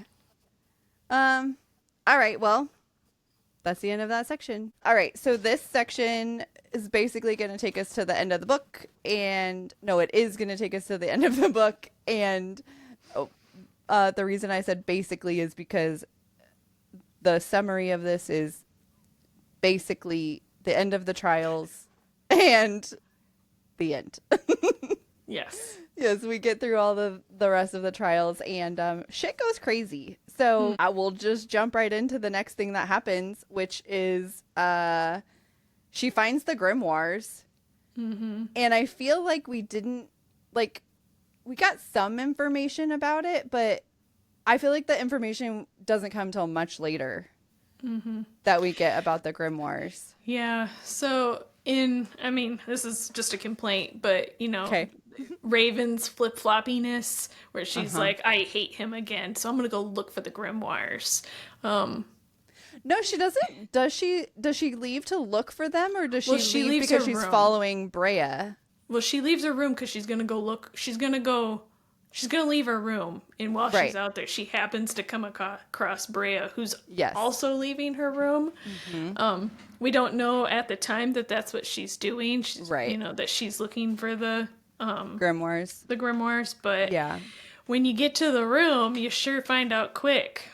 So she like dies instantly, like just crossing the. So immediately, as soon as she crosses and she dies, and then Raven doesn't die, I immediately was like, okay, there's something here. Like, why is she? So my guess, because we don't really ever get the answer as to why she wasn't affected by his wards, right? Like, even Gray was like, how did you not die? Well, I think he mentions that. So the only reason I think I caught this, and maybe it's wishful thinking, because at the end of that chapter, I wrote, is this what the secret is with her parents, that she is a fire coven? So I wrote that. I didn't write down that was her parents, but I said either he allowed it, so he changed all the wards to allow her into the places, right? Or she has fire coven blood. Like that is my note, because I went to the parents, like, okay, I do have something about her parents later, so I don't remember it off the top of my head. I'll have to remember it when I see it, but I did not go there though. So, but I don't think we ever find out for sure. I think later in the book, Gray, because he's questioning her about it when he finds her, and I think he says something about only the Fire Kingdom can go in there or something. Yeah, so that's why I was saying that. That's why I was saying that it either had to be that the king allowed it, or she has the fire blood. But I don't think we find out for sure which of those is true. Is what I mean. I see what you're saying. Yeah. Because we do have another option. We just don't know which one is. Yeah. So. Yeah. And is it important? Who the fuck knows? Yeah, I think it might be if the fact that she's fire coven. I think it's important if that's the case. But I don't know. I feel like that's maybe why we haven't been told yet. So we don't fully find out. We know that when all the books are together, it's super powerful. Mm-hmm. We know that that's how the castle turned black, because that's what Bastian's mom did. She put all of the things together and then cast a spell next to them, and it blew up the entire castle. So like we know that much, but like we end the book without knowing that much more about it, right? Okay, so let's jump into the next trial, which is, well, I don't know, is this a trial or when they're being questioned? Oh, it's not a trial. They're basically just being questioned because Brea was dead and they found the grimoire, blah blah blah. So they're doing this whole questioning thing, and he's still helping her out with notes. And the dude tries to hit Raven, and the king said, "Nope, fuck you." Exactly. He was like, "Nope, nope, goodbye." No. You shall not touch her. So now we get into the next trial. Okay. And this is the one where they're laying on the pillow and they go into their mind. One thing about this is he gives her a note on her pillow during this, and she stuffs it under the pillow, and we never find out what that note said. Which is annoying. But I'm really confused by this trial. Is this just a trial to show that you're strong-minded? That like you can find your way out if you ever get stuck in your mind? Oh, yes. Okay. Yeah, that's what I took from it, is that like you don't get so lost in your own that you like never come back or whatever. Right. And we lose another participant in it. Yeah. Yeah. Okay. And then I'm skipping a little bit here, but I'm going to skip to the ball. And they're adorable with their little matching outfits. Oh, so cute. She is so stupid. She's so dumb in this part of the book. Yes, because this is the part where she gets taken out by, like, Nico shows up, because of course he would, and pulls her out as his betrothed, which, first off, all you had to do to stop the king from his jealousy ways is just be like, nah, bitch, we ain't betrothed, but I'm gonna go talk to my friend. So, but she's so stupid because she, like, immediately trusts everyone, right? She's just like, oh, even after everything the king has been telling her, like all of the little stories that he's been telling her, all of the things, I think she still finds out more later, right? But as of right now, she's already heard things about the coven leaders that should make her question everything, and instead she just goes in and is like, oh, you need that from me? Right. Oh, you want me to do this thing for you? Cool, I'll just do this thing. Sure, I'll give you a blood oath. Right. Like, she's so stupid. So now she's lost her power to receive any new powers. But she does gain the power of death, which I don't know if that's a great payoff. Like you now have a spell to kill people, but you're no longer ever do it again, or do it. You can't ever get another one again. Yeah. Right. Well, and it's also so fucking dumb on the part of the coven. Like they barely questioned her. You know, right, she walks in and they're like, do you hate the king? And she's like, yeah, I'm not really sure about him. And they're like, all right, let's do this. Right. Like bitch, you just offered her the death card. Yes. And they said that, like, you can't give it to everybody, right? There's only very few witches that can even hold that. Whatever. Like, I don't know. I don't know how I feel about that part. It was very, there's just a lot of problems with it. Yeah. I mean, I didn't really like the trickery, but I also didn't like how, like, unthought out it felt. Like, the whole, like, we're going to give you the power to literally end anybody with a thought. Yes. and we're going to totally trust you in the fact Right. that even though Nikos, who we find out has been in on it this whole time, has been 100% sure that Raven is falling for the king. The king. And yes. they still do it. But Yep. I guess All in right. the end, they knew that Nikos had that one ability to control Right. or whatever, so maybe Which, he fuck was their him. fail-safe, right? Yeah, I think that probably is true. That you say it that way, I'm totally on board with that. Like, he was the failsafe. If she didn't do it on her own, then he was just going to be commanded to command her to do it. Which it would have been a lot shorter book if... Should have just done that from the fucking beginning. Right, as soon as she came out of the coven circle, he was like, I command thee. And she was like, okay. Yeah, because at that point, she hated him. Right. So, yeah. Well, after all of the trickery and whatever, we find out that the guy that he quote unquote killed is still alive. And this goes back. When we finish talking about the book, I was going to go back to our some of our theories that we had, but I'm going to talk about one of them right now.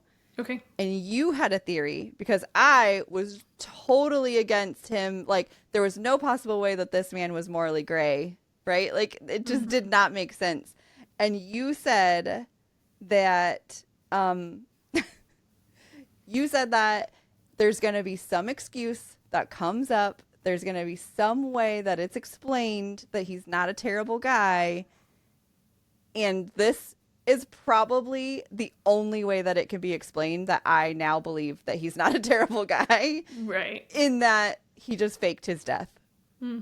Like, that's the only way that he could have got out of this situation without being the villain. So, so it happens. He basically just he used the man as a way to be like, fear me. Yes, exactly. I think I skipped a little bit, but we're going to go to the next part. Go ahead. No, it's fine. No, it's Okay. fine. Because the part that you skipped was like the sex scene Oh, yeah. in the cabin. So Yeah. that's basically it. Maybe, did I write it down at all? I don't know if I wrote it down. Because he used an icicle, right? Yes. Okay, I think that's why I didn't write it down, because I was like, what the fuck? I know. I was like, this is such a strange kink in the middle of like a completely average book. Yeah, a completely different story. Like, it did not feel like it fit at all. No. I was like, I don't want to say I wasn't traumatized or anything like that, but I just remember sitting there like, as I'm reading it, like, what in the fuck is going on right now? Because like you said, it's like, it felt like a completely different book. Like, we're going to have sex now, but we're going to make it a little bit weird. Right. We're going to add some kinks into it. Like, it's not just going to be whatever. Like, it did feel... And what's a kink that nobody uses? Icicles. Icicles. Obviously. Yeah. I asked Mike. You did? While I was reading this book, I asked him, I was like, so can I tell you about this sex kink from this book? And he's like, Sure. And I told him, and he's like, he was driving. So he's like, whatever. He's like, I don't really know how to feel about that, minus it's weird. And I was like, okay. But then like later he was like, so should I get some icicles? And I was like, get the fuck away from me. Nobody wants that. Nobody wants icicles, especially one that you just literally walked outside and grabbed off the awning of your home. Like, yeah, it's just like, I just imagine like walking out there, grabbing it, like cracking it, like eating a carrot, and just like, like, I was gonna say, that's not the only kind of weird kink. Because doesn't she have a dream where she's having sex with the king and Nikos is standing right there? So she also likes cucks. Why are you shaking your head like that? I don't remember this. You're gonna have to explain it. Well, it's not in the book. The word cuck is somebody who enjoys watching other people have sex in the room. I've never heard of that. I only know that from listening to podcasts. Sure. Podcasting people who talk about weird shit. Well, now maybe I've just shared, and now other people know because of me. That makes sense. So, yeah. Yeah. Okay. So, okay. Sorry. Yeah, I don't remember Nikos being in the room, but it's possible. Well, so it was one of those dreams where she's with Nikos and she's talking to him, and then, like, the king shows up and she has to choose, like, he starts to kiss her, and then they're, like, having sex, and then she, like, realizes that Nikos is still there or something, and I was just like, I don't think I read that part. what an interesting kink. We'll see. You should read it again. Yeah, I was gonna say maybe I'll tell you what page it's on. Okay, yes. Actually, tell me what chapter it's in. Okay, let me look for it. Okay. Okay, the weird sex dream. I found it. It is page 27. Page? Oh, sorry, chapter 27. Okay. I was like, that did not happen. It was while they were in, it wasn't the dream. It was while they were in the mind thing, right? Because chapter 27 is the chapter that they're in the Yeah, my bad. minefield. I wrote dream. Okay. So. Okay, so now we get to the part where Kirsi and her are laying in their room, and they go try to do the thing again. And when she wakes up, Kirsi is stabbed. What the fuck? What the fuck? I don't know. I immediately, though, will say it was meant to make it look like the king did it, and I knew immediately that he did not do this. Like, there was no question for me. I hate that it even made it seem like it was him. It was stupid. Yeah. But, well, and I mean, the whole thing was set up to piss her off enough. Right, to kill him. You know, to kill him. Right. So, which is why he used I think we know that it was Nikos that did it, right? Like, yeah, I think it's assumed that it probably that it was Nikos. So when he went to the ball, stole the knife off of him, and so then used the knife to kill Kirsi, which, fuck you, bro. So yeah. Well, and see, that whole thing, just going back to that, just doesn't fucking make sense. Like, if you're gonna have a plan, if you're gonna have a plan to convince her, why are you trying to manipulate her? Just make Nikos, who is totally on board, put her in the fucking trance thing where she just fucking does what she's told. Right. Why do we have to have all of this round and round where now Kirsi is dead and, like, you know, like, I mean, when you get to the end of the book, you kind of understand a little bit, like, there's more behind that or whatever. Right. And I don't really know what happens with that storyline in Kirsi, but, like, it just, like, I don't know. Yeah, I get it. I don't know. Well, in this section, Bastian becomes very jealous and possessive, and I'm not mad at it. This is one of those qualities I wrote down specifically is page 300, where he says, "I would burn down the world for you." This is one of those qualities that if it happens in real life, I'm out. Like, you do not possess me. You do not own me. Keep your jealousy to your fucking self. Like, we're not playing any fucking games. But when I read it in a fucking book, and we've got the morally gray guy who's like, I will burn the world down and fuck everybody who even looks at you, I'm in. I'm all for it. You're like a different person. So book Vanessa is game. That's right. Book Vanessa is up for a lot more than real life Vanessa. So, yeah. And at this point, like in this part of it, I started saying that Nikos was a dick and I didn't like him. And it just turned out later that I was right. Yeah, it turns out that Nikos is a giant pile of garbage, and he has been the whole time, and he's the one that killed the coven leader, and like they've been working in the background all this time, you know. Right. Okay, so earlier you said that like you were having some theories about her parents. Like, is this the reason why? So now I'm wondering if her being unmarked and her, like, that kind of being the reason why she was able to get that ability. Is that the reason why her mom said, you don't know what you've done, and why her grandma was so insistent on her becoming the leader and, like, all that kind of stuff? Like, did they all know that her being unmarked made her a target of something to be used, you know? Yeah. Well, yeah. I mean, that's a pretty good point, because, like, her mom, if her mom knew and she didn't, like, don't do this because you are, like, a person that they could use to do this plan. One, back to the very beginning of the book. Why the fuck didn't you say something? Oh, that was another theory I have. What if, so when Nikos does the thing to her and says, like, you have to go do this thing, right? And you can do nothing else until this happens. And so then as soon as she attempts to do it and is blocked, she's now able to tell Gray and Kirsi what happened because the thing was acted out, right? Right.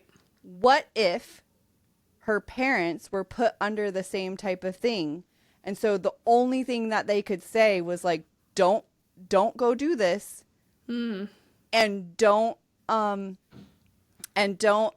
don't know what you've done by putting your name in there, because they knew that Nico's parents deflected and came over to try to be bad. Maybe they didn't know everything, but I feel like enough. Yes, I feel like they knew that Nikos's parents were, like, out to do whatever they were going to do. And then that not that Nikos was part of it, because I don't think that they maybe didn't know about him specifically.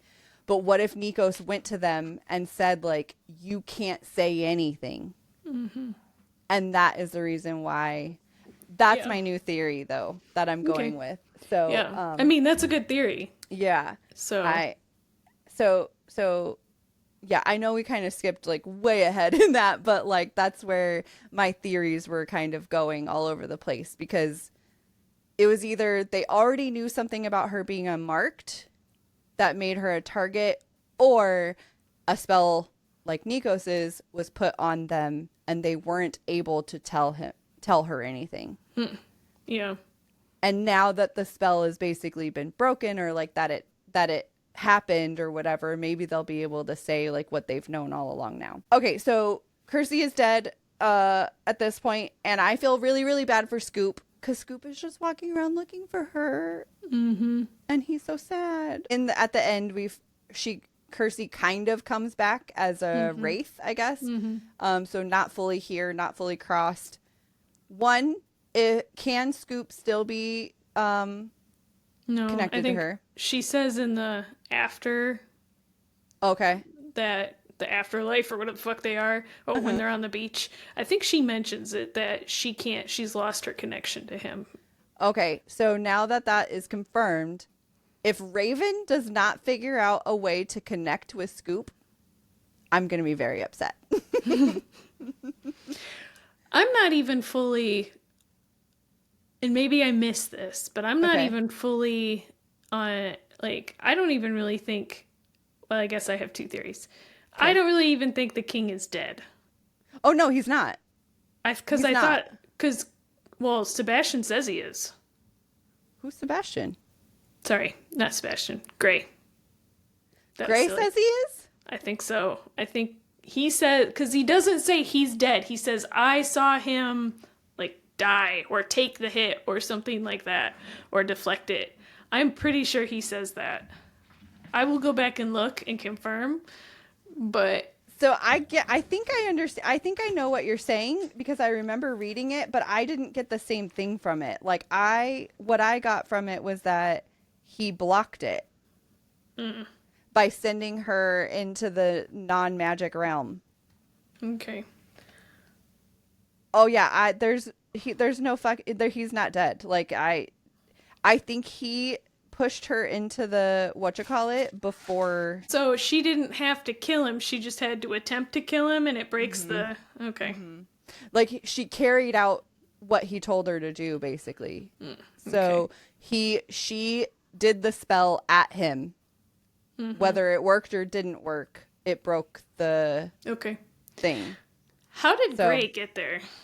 Did he just like fall in the bubble? Yeah, I think as soon as because they were all in the same area, and I think the king just kind of like opened the door and pushed through, and the three of them went through because they were all standing right next to each other.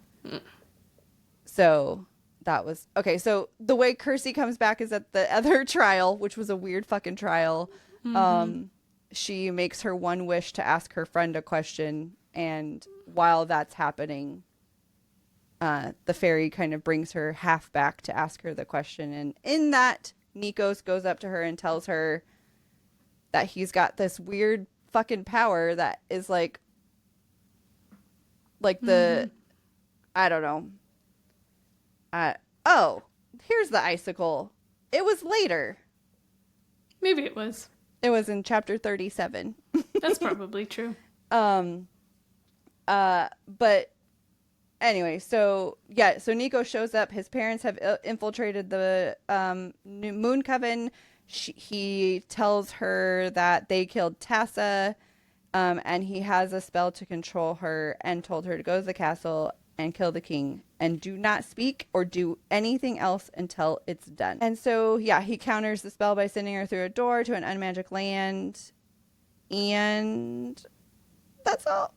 They wake up on a beach in the unmagic world. Yes, I think so my theory for the next book basically is that her and Bastien are going to murder everyone. Do you think that they are gonna start the love triangle now? No, I don't think. I think Gray's out. I think she's too into Bastien, whatever. I was think calling him Sebastian, like the crab from Little Mermaid. Okay. I think that their connection is too much that I think Gray is like a best friend now.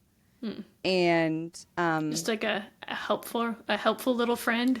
Yes, a helpful little friend. I think I think he might help her in the beginning, like they're going to team up, and he's going to end up helping her explain everything potentially to Bastien, and then as soon as he understands the truth or learns the truth, he's going to fucking burn the world down, and Nikos doesn't stand a chance. Okay, well, if you're gonna say that, if you don't think if you think Nikos is gonna come to an end, who do you think is gonna do it? Is it Raven or the king? I think it's Raven, but I think the king is going to he's gonna make it possible. But I think it's gonna be Raven because she's gonna be she has so much anger from him killing everybody that she loves, basically. I don't think he's going to be able to make it out of this. Also at the very end, Willow is now the leader of the Moon Coven, which weird. Because she said the only reason she was doing this was because she wanted to be queen, not because she wanted to be the Coven leader. He's not going to go after you, little lady. So there's all that. Okay, so that gives us to the end of the book. Now I'm going to tell you about some theories that we had. Okay. That may or may not have come true. I'm glad you caught all these because I did not remember. I need to start writing them down separate. I wrote them down while we were editing while I was editing because I was like, I don't remember any of these. So first I said they're fated mates. We still don't have an answer on that. You had some shifter foreshadowing theories. I feel like we still don't. Well, he's half shifter, right? Yeah, I feel like so it was kind of. Yeah, I was very vague. Now that you're saying that, I remember because I was kind of all over I was like, "There's a shifter. I fucking know it." Right? They hate shifters so much in the first 2 pages. Somebody's a shifter. And then okay, so that makes sense. I said I felt like he wanted just to make one big coven. He doesn't. I also said the harrowing we both had theorized that the harrowing that she experienced was actually a curse and not a harrowing. which we found out to be true, right? It was somebody trying to murder her. Was that Nikos? I assume so. I assume so now too, but we never get a full answer on that. I had the theory of not trusting the mom, and we still don't have an answer at the end, but I do think my new theory about her mom has to do with her being bound in some way, magically. You, ma'am, had the theory of Kirsi being a backstabbing friend. She got stabbed. She did get stabbed, and Raven did get backstabbed by a friend. It just wasn't Kirsi. So you were like kind of halfway. I knew there would be a friend who betrayed her. I was just wrong. You just picked the wrong friend. I was trying to save Nico from being such a tool. Well, now we find. I think the reason why he was such a little worrywart and a twat in the beginning was because he was hiding his true intentions. You had a theory that you thought Gray was a stand-in for the king. Yes, that was not true. Not true. I had a theory that I was not convinced that she ends up with Gray or the king, and that I thought Gray was going to end up saving her. To be fair, he does kind of step in and help her, like, with the grimoire stuff, and, like, he seems to always be there to help her, but I don't think that my theory is coming to fruition. Right. He's a very convenient character. Yes. Like, he's not in a lot of it, but he shows up when it's convenient that it's not the king helping her. Right. Yes.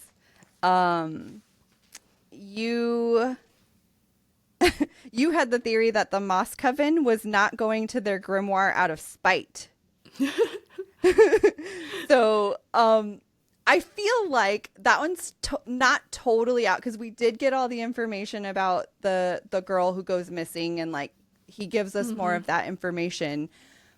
But I do think that it's totally possible that they were doing something like that because the whole mission was to make him look bad, right? So anytime he did anything good, like gave them food, gave them whatever, they just burned it and was like, the king didn't give us anything. So it's totally possible that they could have been like, he won't let us come see the grimoire. Right. You know? Right. Yeah, that makes sense. Yeah. I had a theory that the Moon Coven and Raven were going to take place of the most powerful coven. Still yet to be seen, I guess. I had the theory that there was nothing morally gray about him, and that was proven to be not true. He's very morally gray. Like I said earlier, you guessed that there was going to be an excuse for the king to be the good guy, and that was very true. Guessed that he had to take the grimoires to stop something. So like you were saying, like, oh, I had to kill these people, I had to steal these grimoires, I had to whatever, and you were right. So he did have to steal them, and he did have to fake kill people, and he did have to do all these things, which is kind of a little confusing because he's like, I want people to fear me, so I'm going to fake kill these people, but then I'm also going to provide all the covens with a bunch of food that they're not going to eat, and like, you know what I mean? So he's doing nice things all while doing fake mean things. Right. So that's where we are. I don't know if you have any theories for book 2, but I have a theory because it's called the Unbound Witch. I think now that the Nikos thing is off, she's no longer in the trials, like, I feel like she is going to fucking come undone and her powers are just gonna get crazy. Right. Yeah, I assume the same thing. She's just gonna go fucking berserk mode. But I guess one of the things that I said earlier that irked me a little bit was the fact that if she's telling it from her point of view, she's still not telling us what all her powers are.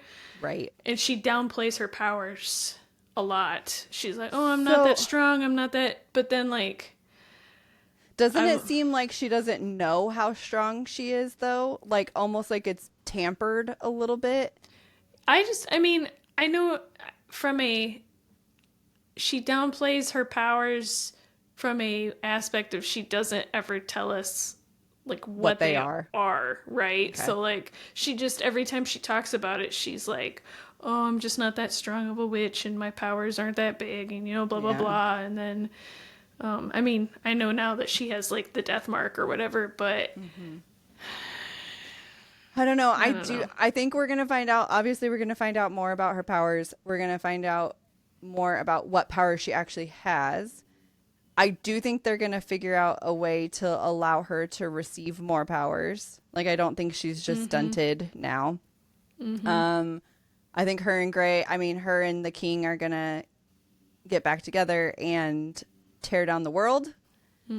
And she's going to be his queen, his gray queen. And she's going to be the queen. I do think that she's going to be left from the Moon Coven unless we find out like they're going to rule over both of them. I don't know, together. But I think she's going to be his queen. And I do know, though, that book 2 is told from Kirsi and Raven's point of view. Like, every other chapter is one of them. So I don't know how I feel about that. Yeah, I don't either. I was really surprised to see a Kirsi point of view. Yeah. I don't know. Kirsi wasn't exactly my favorite character. No. I think...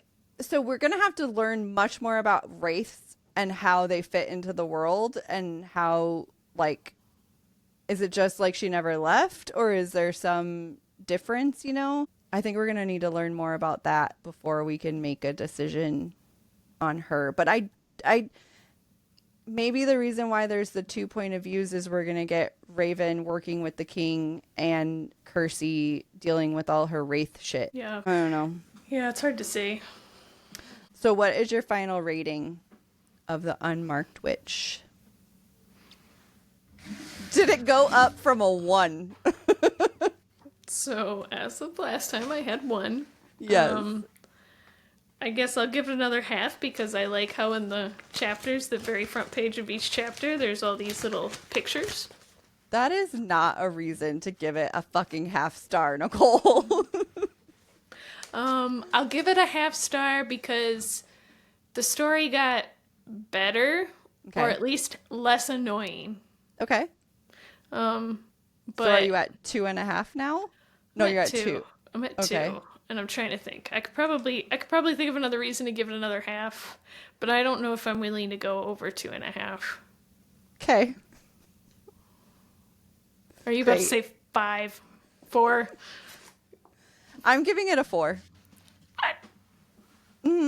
Is this another book I know it has problems, but I still enjoyed myself? Yes. Like, but the problems with it, I didn't feel as strongly about as you did. Yeah.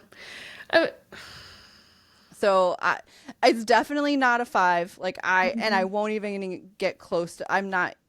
Wouldn't even consider 4.5. Like it's a 3.5 to a 4, but I will round up. Yeah. So. Yeah, I wasn't.